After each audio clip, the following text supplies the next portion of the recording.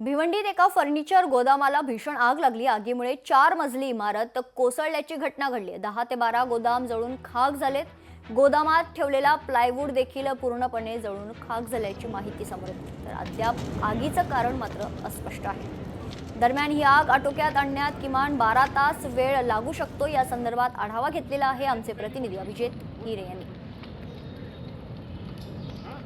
भिवंडी तालुक्यातील राहनाळ ग्रामपंचायत हद्दीतील स्वागत कंपाऊंड येथील फर्निचरचं जो गोदाम होतं त्या गोदामाला पहाटेच्या सुमारास मोठ्या प्रमाणात आग लागली होती। या गोदामामध्ये अनेक प्रकारचे फॉर्म असतील, सोल्युशन असेल, त्यामुळे ही आग मोठ्या प्रमाणात भडकलेली आहे। आपण पाहू शकतात की लोटच्या लोट हे आपण पाहू शकतात की मोठ्या प्रमाणात ही जी आग आहे ती घुसमळलेली आहे आणि ही आग जी आहे आटोक्यात आणण्यासाठी अग्निशामक दलाचे शर्थीचे प्रयत्न सुरू आहेत। आजूबाजूचा जो परिसर होता तेथील काही घरं होते, तेथील घरं होती, त्या घरातल्या नागरिकांना देखील पोलीस प्रशासनाने हलवण्यात आलेले आणि ही आग आटोक्यात आणण्याचे प्रयत्न जे ते सुरू आहेत। ठाणा असेल, डोंबिवली असेल आणि भिवंडी येथून अग्निशामक दलाच्या गाड्या ज्या आहेत त्या घटनास्थळी दाखल झालेल्या आहेत आणि आग आटोक्यात आणण्याचे प्रयत्न अग्निशामक दलाकडून करण्यात येत आहे। अभिजित हिरे, लोकशाही न्यूज, भिवंडी।